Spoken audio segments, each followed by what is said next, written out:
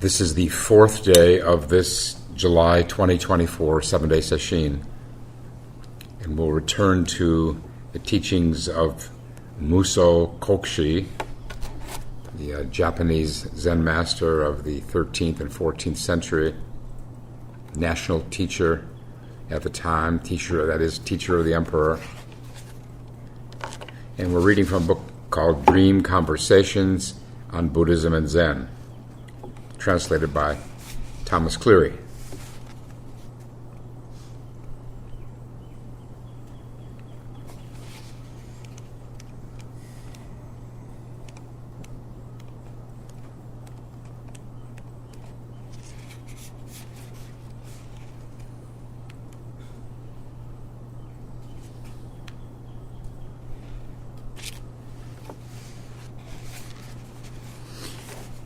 He says,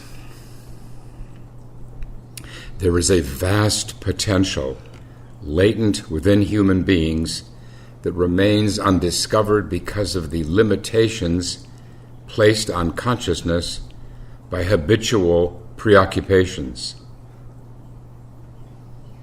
The recommendation that all cravings be relinquished does not mean that detachment itself is a goal. It is a means of breaking through self-imposed restrictions and opening up this inexhaustible treasury of potential.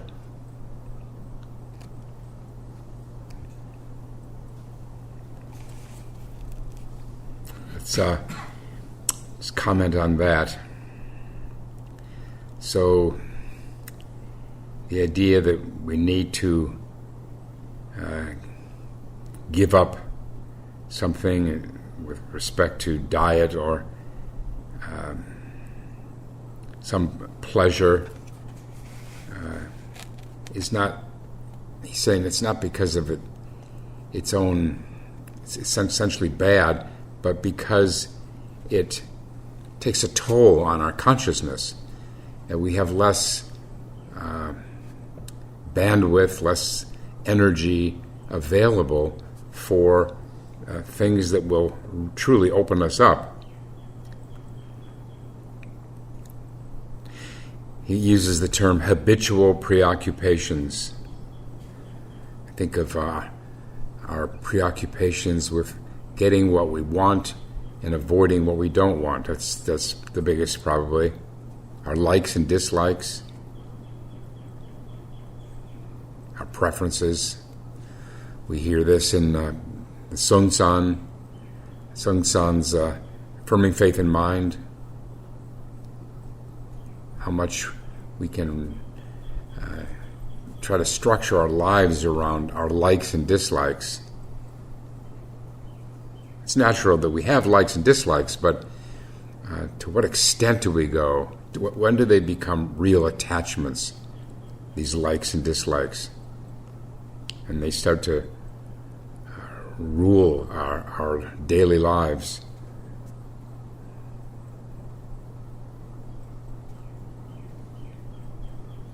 Habitual preoccupations, such as being preoccupied with what others think of us.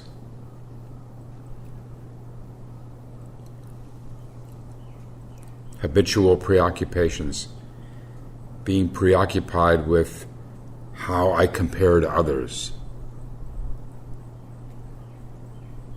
That's a big one in sesshin. It was for me.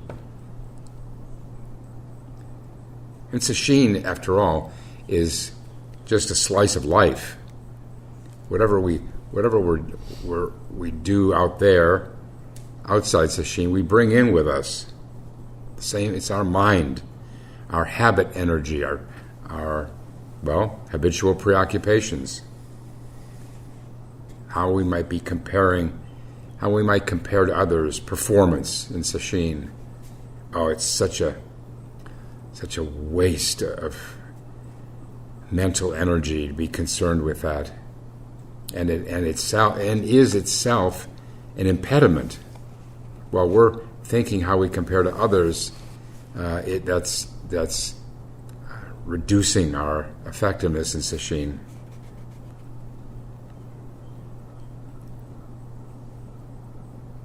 And then it's hard to compare in terms of habitual preoccupations with the past,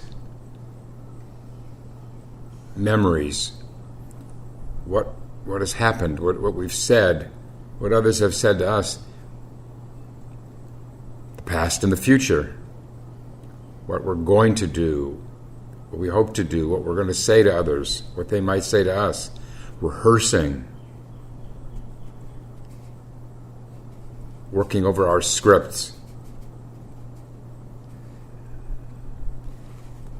These are some of the ones that I hear most about and have had plenty of experience in the past with those.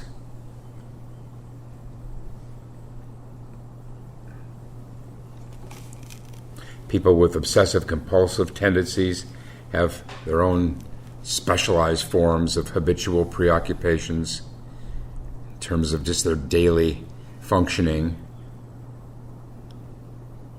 Food, being preoccupied with food, in sesshin, outside sesshin.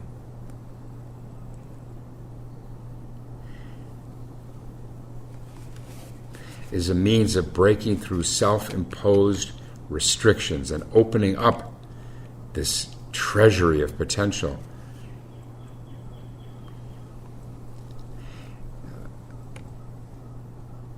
I used to never miss a meal in sesshin. When I was working on Mu, I would eat very, very little. My whole meal, would say dinner or would be about half a plate or sometimes less. But I would always go to a meal. I'm not going to miss a meal.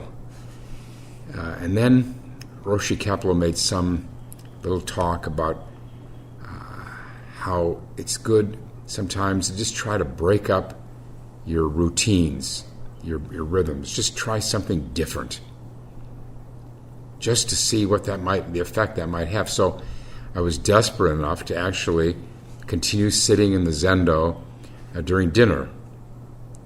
This was on the last dinner of sesshin, Friday dinner of sesshin.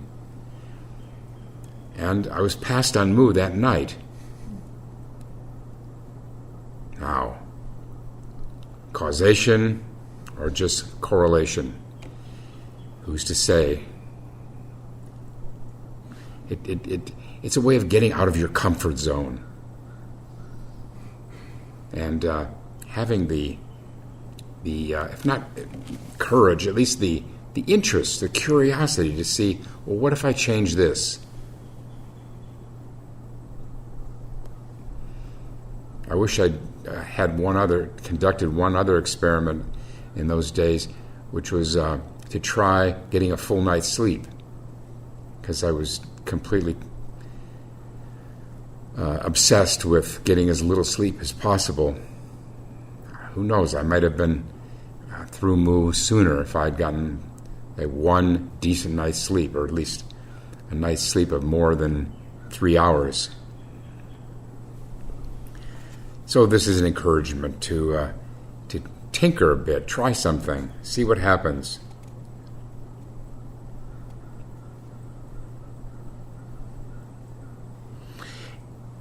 He says, just as greed for worldly things is inhibiting and self-defeating, so also craving for otherworldly things prevents the opening of the mind.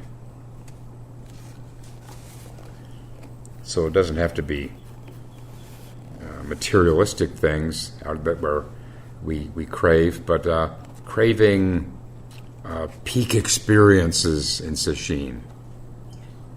Something special, magical, something we can tell others about afterward or write about. Something exciting.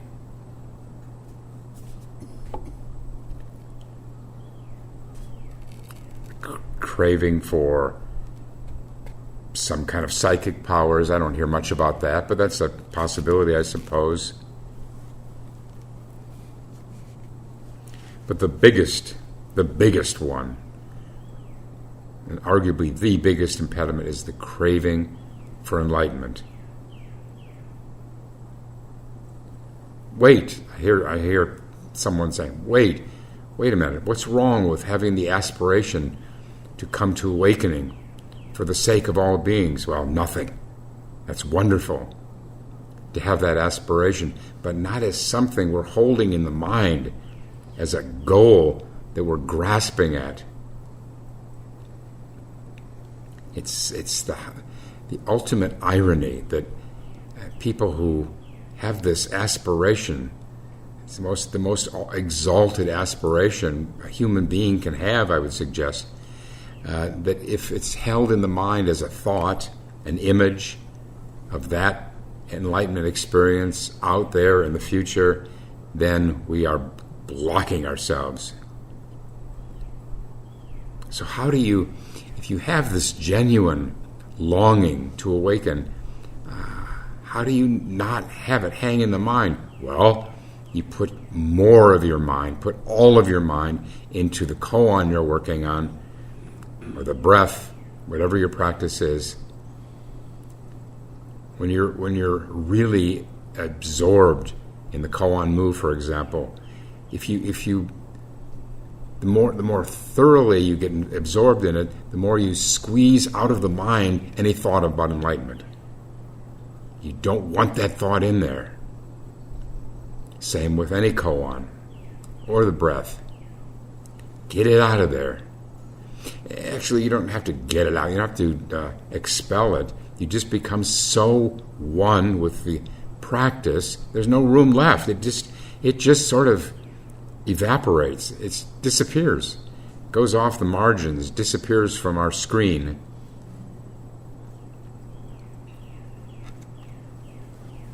It requires such intense commitment to the koan.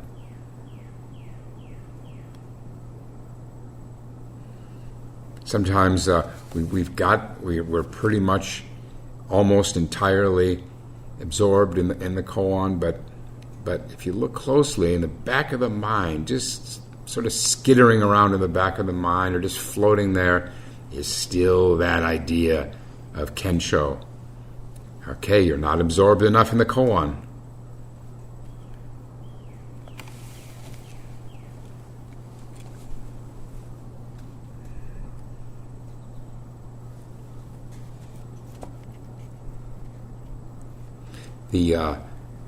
The genius of questioning is that to the degree that we're questioning, we won't be holding on to anything. You can't hold on to a thought, such as enlightenment. You can't hold on and question at the same time, right? As if you're really fully questioning. Questioning is the absence of holding on, attaching, clinging.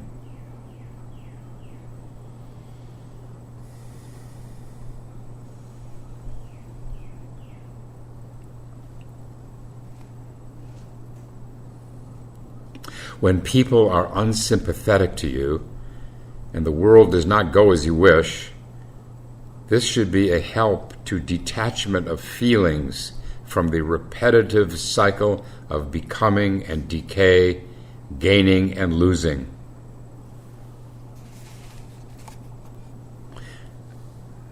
The world does not go as you wish. So you experience a loss, financial or loss of a job opportunity, or loss of someone close to you, breakup of a relationship. There's the opportunity to have the presence of mind to realize that loss is the result of gaining anything. So how can we just get past gain and loss?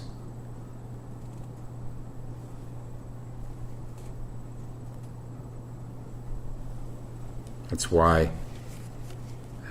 one way to understand why the first of the Four Noble Truths is suffering. That's how we get started.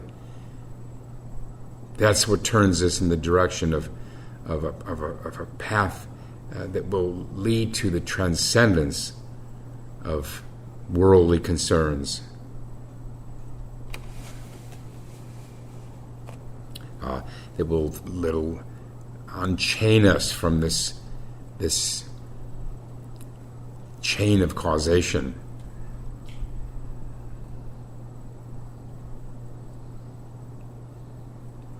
Gaining and losing, becoming and decay.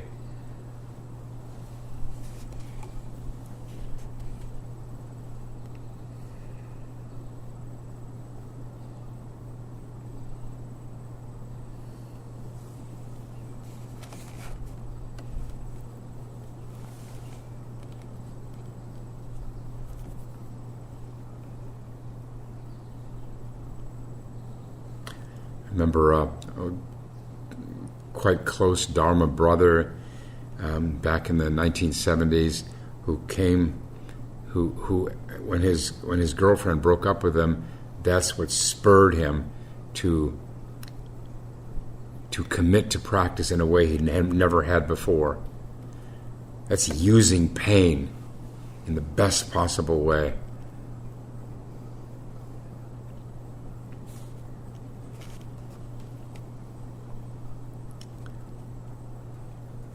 The withholding of divine aid from those who would become presumptuous, more attached, more indulgent, and more shameless if their wishes were fulfilled is itself divine aid to such people. In a corrupt age, when prayers are not answered, that itself is the answer.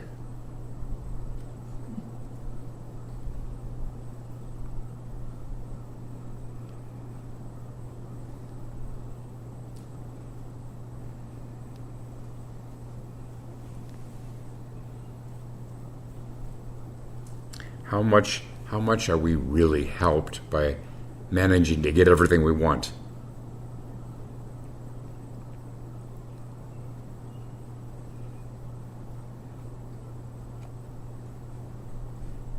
What kind of condition is that for real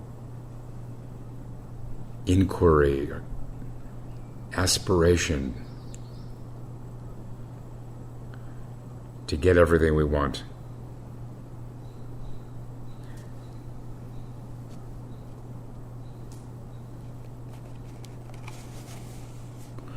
I don't know about this. I've never collected any real data, but I suspect that among very wealthy people, there aren't as many who get serious about spiritual practice as those of lesser means. You're full, I suppose, with that kind of wealth.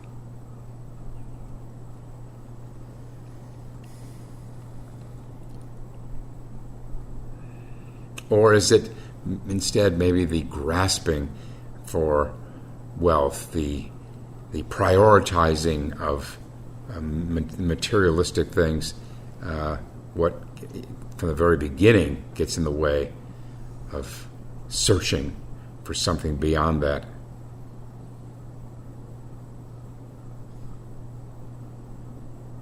Or if not wealth as such, other kinds of favorable karma, let's call it, beauty, great beauty, fame. Why search for something else when you, quote, have it all?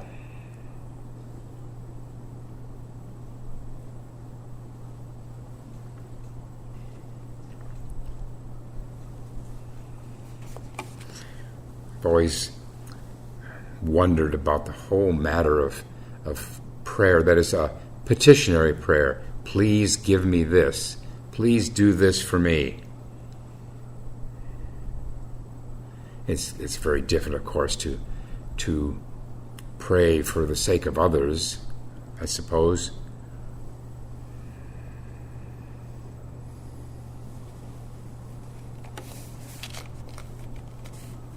not to mention who it is you're praying to anyway.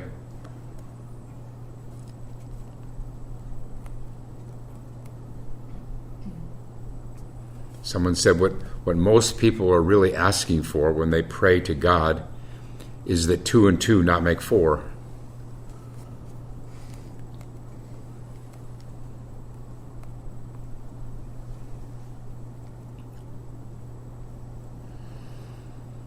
And then he switches to this. The pity that great sages have for ordinary people is not necessarily because of the wretchedness of the human condition in itself, but more because of the great potential humanity has and does not use, the high estate from which humanity has fallen. Potential. To see what students could realize, could do, could become.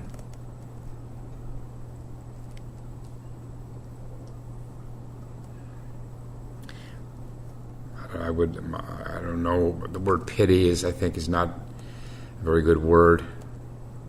Compassion would be better. The ache of seeing every single person is endowed with this enlightened nature and not having realized it. And not doing the things that would enable them to realize it, and doing things that block them from doing it.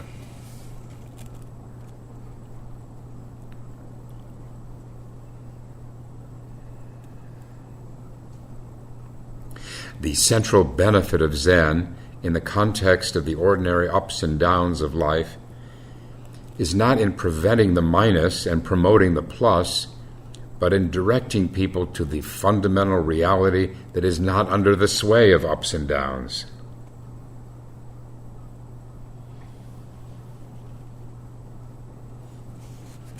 This is what we grow into through enough sesshins, is realizing that, we can't stop the ups and downs, we can't stop the waves, the periods of hardship and ease that happen in sesshin, but we can get to the point where we realize that they're not permanent. They're nothing to make a lot out of when they're happening. That gradually we come to become familiar with the changeless that is behind all these changes.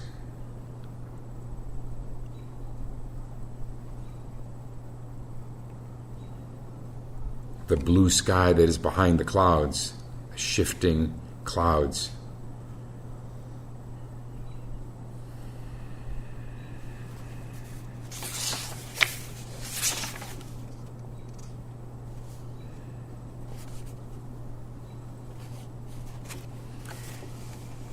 Turning a couple pages here, he says, one may enter into the sphere of influence of demons as a result of spiritual exercises and experiences.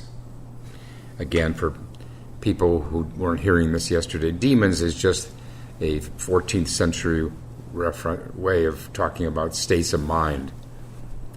This may be likened to the case of a warrior who is rewarded for achievement in battle, then develops an exaggerated sense of self-importance as a result of that reward.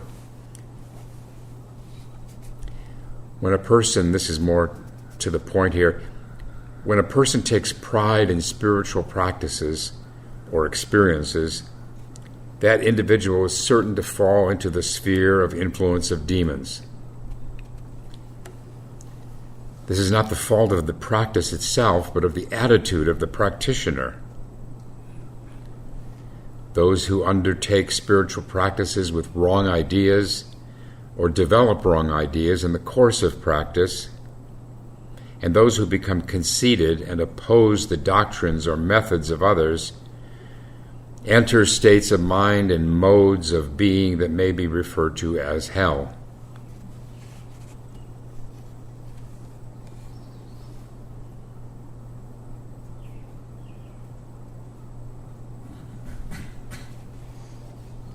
A man once came to Zen Master Hakuin and said, "Is there really a heaven and hell?" And Hakuin, in a flash, sized up this was a samurai, sorry. He sized up this samurai and he said, "Well, who's asking? Who are you? You look like the lowest form of humanity, a beggar, nothing I should bother." And now the samurai's face flushed and he reached for his sword. And he said, "That is hell." And then the samurai understood his meaning, and so he sheathed his sword and bowed to Hakuin, and Hakuin said, "And that is heaven."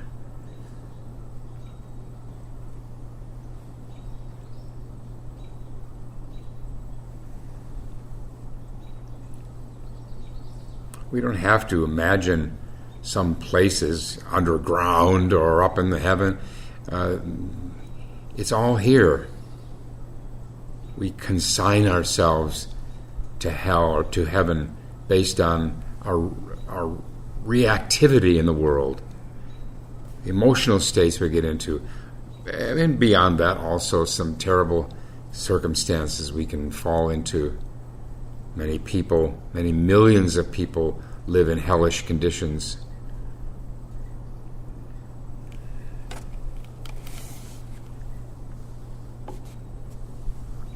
And then he builds on this further about the how we can fall under the spell of demons as a result of spiritual exercises and experiences. He takes up the 6 paramitas. The 6 paramitas are the qualities that we develop through spiritual practice. It's a big category in Buddhist philosophy, the 6 paramitas, and we'll get to them as he speaks here. A sutra called Obstacles of Pure Action explains how religious practices can in fact obstruct the path of enlightenment. Okay, what does he mean? He says this occurs, and first he takes up the first paramita, paramita of giving, generosity. This occurs when those who practice almsgiving, charity, despise the selfish. And he looks at morality, the second of the paramita, when those who observe moral precepts are critical of those who do not. Then he takes up the paramita of forbearance or patience, when those who practice forbearance belittle the impatient. And then the next paramita, vigor, when those who practice vigorous diligence look down on the lazy. And then the next is concentration, the 5th paramita, when those who practice meditation reject the distracted. And then knowledge, in this case it's prajna, but in this case he's defining it as knowledge rather than wisdom. And when those with knowledge make light of the ignorant. So this devilish, let's call it devilish, part of our mind is always ready to appropriate for itself what it can, even when we are practicing what seem to be virtuous acts.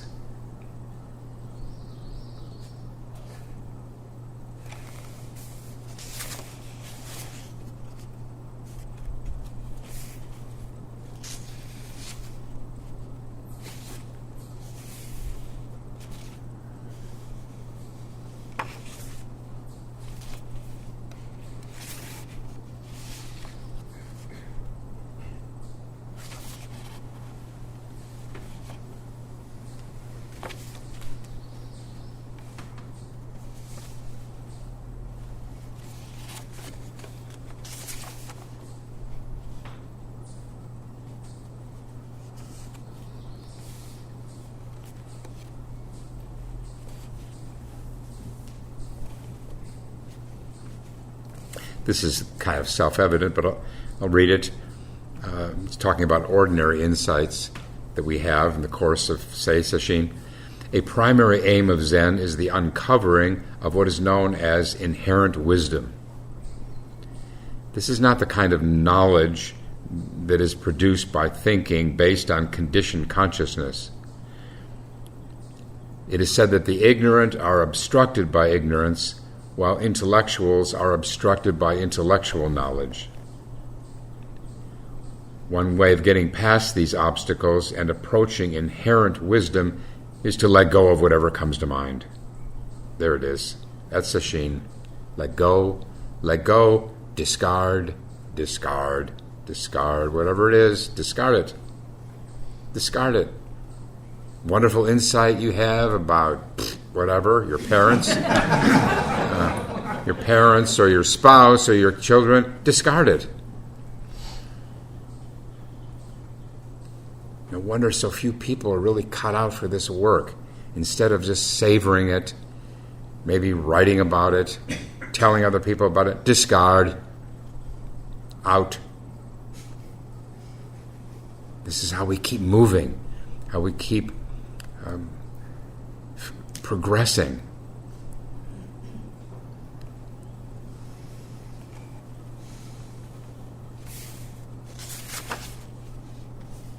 Demands a lot of us as human beings. We don't want to let these things go that are confirming.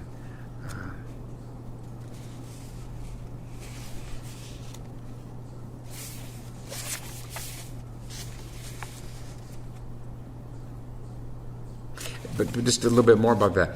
The effect, it's not wasted. We're not expelling it.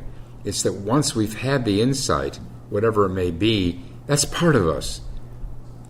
What I say discard, of course, I discard the thought of it, the memory of it. It's already part of us when we've experienced it. We don't have to cling to it in the mind.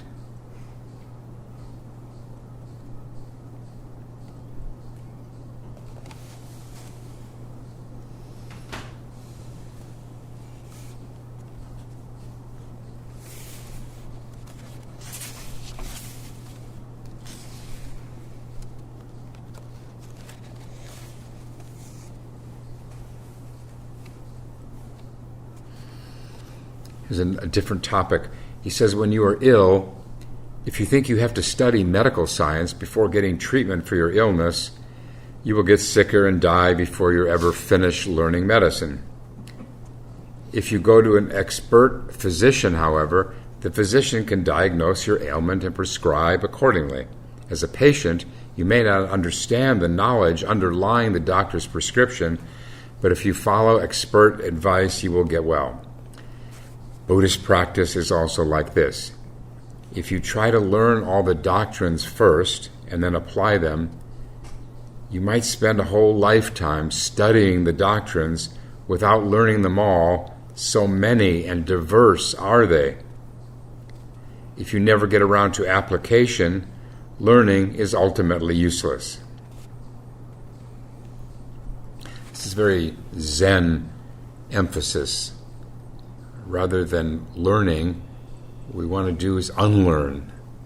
We want enough understanding of Zen principles and instructions and practical instructions to do it. But once we've got that, once we know how to do it, once we have the path, once we've reached the path, then this is much better to go with the direct experience through meditation. Real teachers, therefore, give students only as much instruction as they need to apply. Even if the students cannot understand immediately, if they keep the directions of the teacher in mind, without trying to fit them into preconceived interpretations, when the appropriate time arrives, the obscurity should dissolve.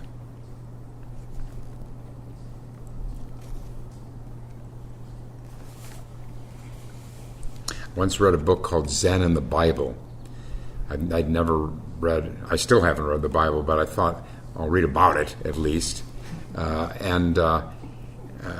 What one thing, the thing that stuck most in mind, the one thing from that book, was he was talking about the difference between Westerners and Asians in terms of accepting authority. He said that Westerners have to be convinced. We have to be convinced of why it makes sense before we do it. All right, make your case. Make your case as to why we should do prostrations. Make your case as to why we should sit. It's a general tendency, of course. There's a range of different ways this plays out. Whereas Asians are more likely to just accept it and do it with the faith that it'll work. That in the doing of it, let's say, prostrations, I wasn't the only one who had trouble with that in the beginning.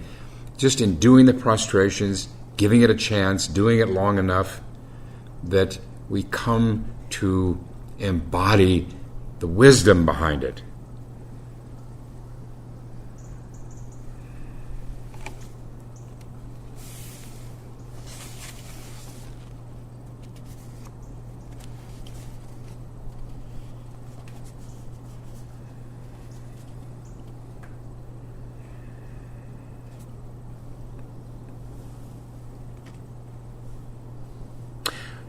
When we plant a tree, as long as the roots take, the branches and leaves will naturally grow and the flowers and fruits will develop.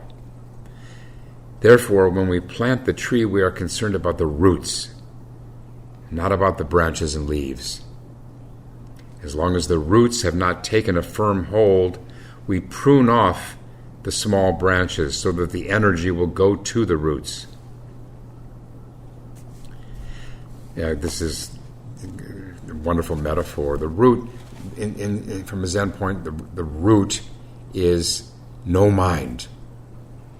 Is the practice of no mind. Practice of zazen, let's say, not just sitting, but in everything we do, of applying that and not clinging to anything. The branches and leaves are something else. We'll get to that. Then he says, that does not mean, however, that we plant the tree for the sake of the roots alone. We take great care with the roots for the sake of the branches, leaves, flowers, and fruits. So there's the fundamental, the root practice of no mind. I don't want to say sitting, because that's just one aspect of this no mind practice, this practice of concentration and mindfulness. This practice of discarding, really. That's the root, discarding. The branches, leaves, flowers, and fruits are all of these secondary things we know from the tradition of Zen, the prostrations, chanting, bows, and even aside from Zen practice itself, other things that support the root practice, diet, health, reading, some reading that inspires one to sit.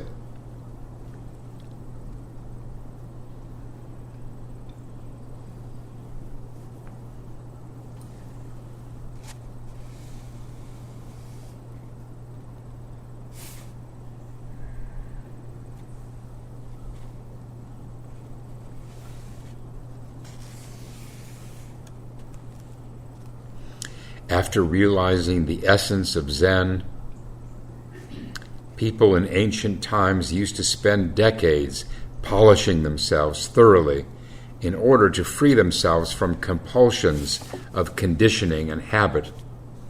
This is called the work of maturation. The completion of maturation is called the attainment of unification, or say it's called integration. I changed that to integration. So there's the realization, let's say the kensho, the awakening, But then that has to be integrated into all of one's life and habits and previous reactivity to things, so it really becomes embodied. So many, a number of koans where the master has this tremendous deep enlightenment, and is still kind of a jerk afterward, at first. And then you pick up, 100 koans later, and they're like pussycats, just sweet and refined, kind and gentle. No one more so than the great Joshu.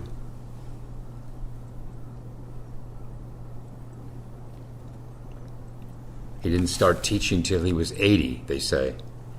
He had his first awakening at the age of 18, and then what they say was full enlightenment at the age of 56, but still didn't begin teaching till he was 80. One of the very distinctive things about Joshu and the koans is his gentility, his softness.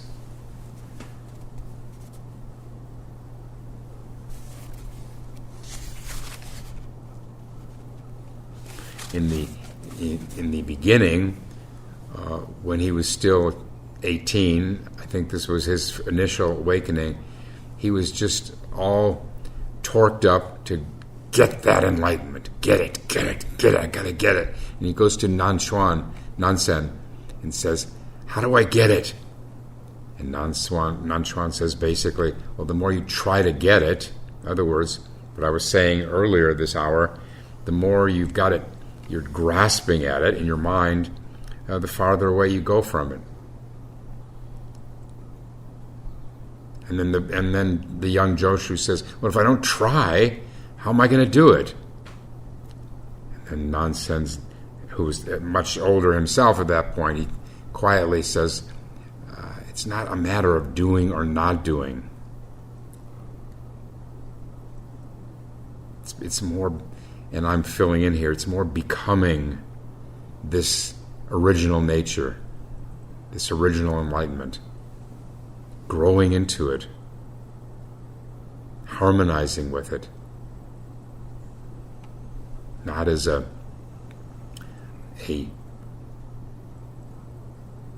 Olympic event to master.